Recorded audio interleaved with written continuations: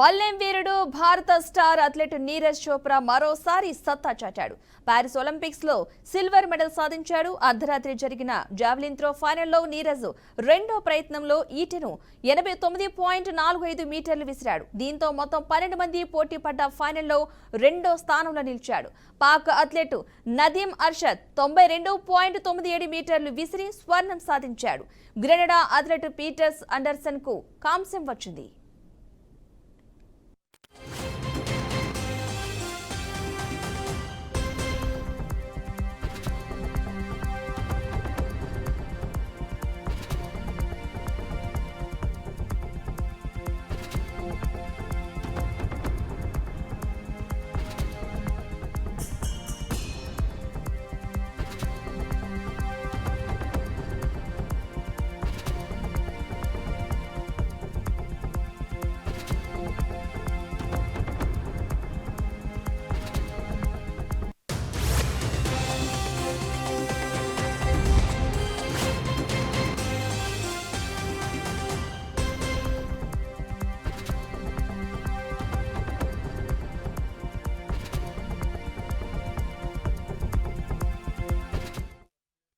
Final బరిలో మొత్తం 6 ప్రయత్నాల్లో నీరజ్ కేవలం రెండో త్రోలోనే సఫలమయ్యాడు.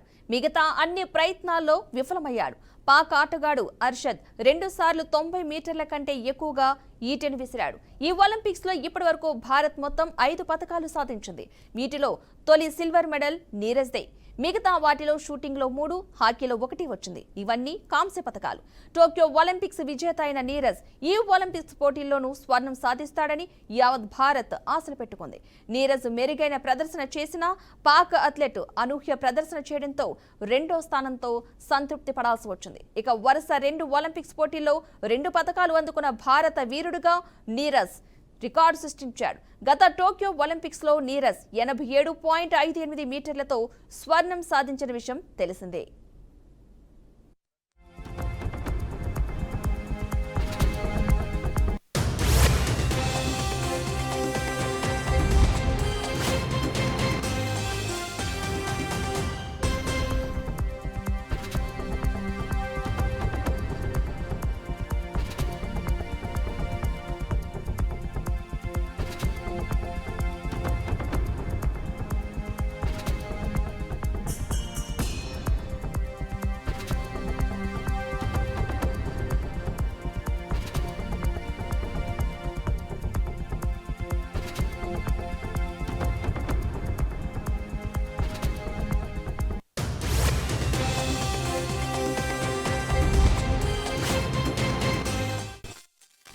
వరుస ఒలింపిక్స్ లో నీరజ్ పతకాలు సాధించడంపై ప్రధాని మోదీ అభినందనలు తెలిపారు. ఈ మేరకు ఎక్స్ లో పోస్ట్ చేశారు. నీరజ్ చోప్రా అద్భుతమైన వ్యక్తి అని, తన ప్రతిభను మళ్లీ చాటాడని కొనియాడారు. అతను మరో ఒలింపిక్ మెడల్తో భారత్ను గర్వించేలా చేశాడని సంతోషం వ్యక్తం చేశారు. రజతం సాధించిన నీరజ్ కు అభినందనలు తెలిపారు. రాబోయే అథ్లెట్లు తమ కలలను నెరవేర్చుకోవడానికి, భారత్ను గర్వపడేలా చేయడానికి నీరజ్ స్ఫూర్తి కొనసాగుతూనే ఉంటుంది అని మోదీ ఆనందం వ్యక్తం చేశారు.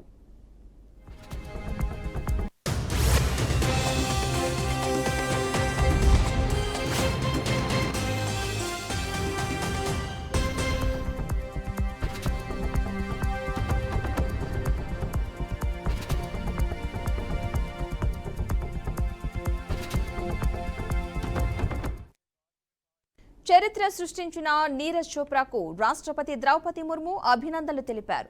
వరుస ఒలింపిక్స్ పోటీలో బంగారు, రజత పతకాలు సాధించిన తొలి భారత అథ్లెట్ గా రికార్డు సృష్టించాడని కొనియాడారు. నీరజ్ ను చూసి భారత్ గర్విస్తోందని, వచ్చే తరాలకు అతడి ఫీట్ స్ఫూర్తిగా నిలుస్తుందని అన్నారు. రాబోయే రోజుల్లో భారత్ కు అతడు మరిన్ని పతకాలు, కీర్తిని తీసుకురావాలని దేశం ఎదురు చూస్తోందని రాష్ట్రపతి ద్రౌపది ముర్ము ఎక్స్ లో తెలిపారు.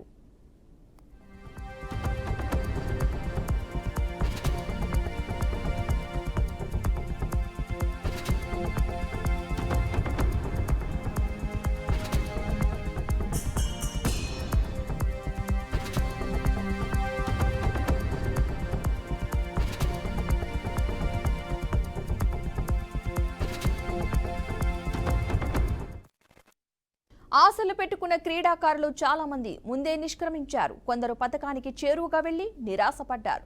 ఒలింపిక్స్ చివరి దశకు వచ్చిన భారత్ ఖాతాలో ఉన్నది 4 కాంస్యాలు. ఈ స్థితిలో చూపు ఆశాబల్యం వీరుడు నీరజ్ చోప్రా మీదే. టోక్యోలో సంచలన ప్రదర్శనతో స్వర్ణం గెలిచి చరిత్ర సృష్టించిన అతను మరోసారి పసిడి సాధించి దేశాన్ని సంబరాలు ముంచెత్తుతాడని అభిమానుల్లో ఎన్నో ఆశలు, అంచనాలను అందుకుంటూ నీరజ్ ఉత్తమ ప్రదర్శన చేశాడు. 2 సార్లు ప్రపంచ ఛాంపియన్ సహా మేటి క్రీడాకారులను వెనక్కి నెట్టాడు. కానీ అనూహ్యంగా పాకిస్తాన్ అథ్లెట్ అర్షద్ నదీం ఎవరూ అందుకోలేనంత దూరం బల్లాన్ని విసిరి అందరినీ విస్మయంలో ముంచెత్తాడు. స్వర్ణం ఎగరేసుకుపోయాడు. దీంతో నీరజ్ రజతంతో సంతృప్తి చెందక తప్పలేదు. ఈసారి పసిడి గెలవకపోయినా ఒలింపిక్స్ వ్యక్తిగత విభాగంలో స్వర్ణం, రజతం గెలిచిన తొలి భారత క్రీడాకారుడుగా నీరజ్ చరిత్ర సృష్టించాడు.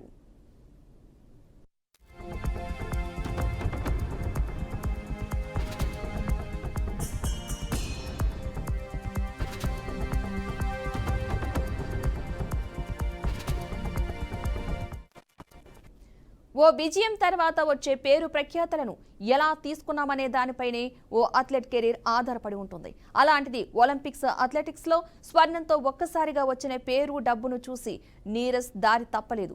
పక్కా ప్రణాళికతో సాగాడు. 2016లో ప్రపంచ జూనియర్ ఛాంపియన్గా నిలిచినప్పటి నుంచి అతని ప్రతి అడుగు ఎంతో పక్కాగా వేసుకున్నాడు. విదేశాల్లో శిక్షణ అయినా, కొనసాగించే సాధన ప్రక్రియ అయినా ప్రతి దాంట్లోనూ ఓ క్రమ పద్ధతిలో సాగుతున్నాడు. ప్రతి దాంట్లో కాకుండా ఎంపిక చేసుకున్న పోటీల్లోనే పాల్గొన్నాడు. అయినప్పటికీ ఈ ఒలింపిక్స్లో నీరజ్ పాల్గొనడంపై మొదట సందేహాలు వ్యక్తమయ్యాయి. తొడకండరాలు గజ్జల్లో గాయంతో ఇబ్బంది పడ్డాడు. ఆస్ట్రావా, గోల్డెన్ స్పైక్, పారిస్ అంచు డైమండ్ లీగ్లకు దూరమయ్యాడు. కానీ ఒలింపిక్స్ లక్ష్యంగా నీరజ్ సంకల్పం బలంతో సాగాడు.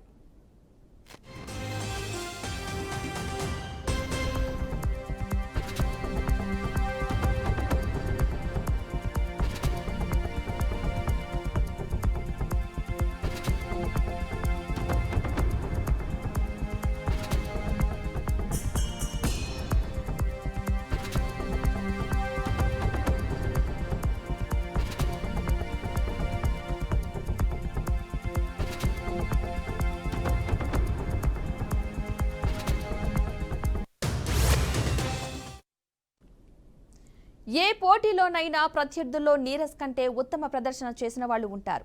90 మీటర్లకు పైగా విసిరిన వాళ్ళు ఉంటారు. కానీ ఆ పరిస్థితుల్లో ఆ రోజు అత్యుత్తమ ప్రదర్శన చేయడమే లక్ష్యంగా నీరజ్ బరిలో దిగుతాడు. ప్యారిస్లో క్వాలిఫికేషన్లో ఒకే త్రోతో ఫైనల్కు చేరాడు. కానీ ఒలింపిక్స్ లాంటి పోటీలో ఉండే ఒత్తిడి వేరు.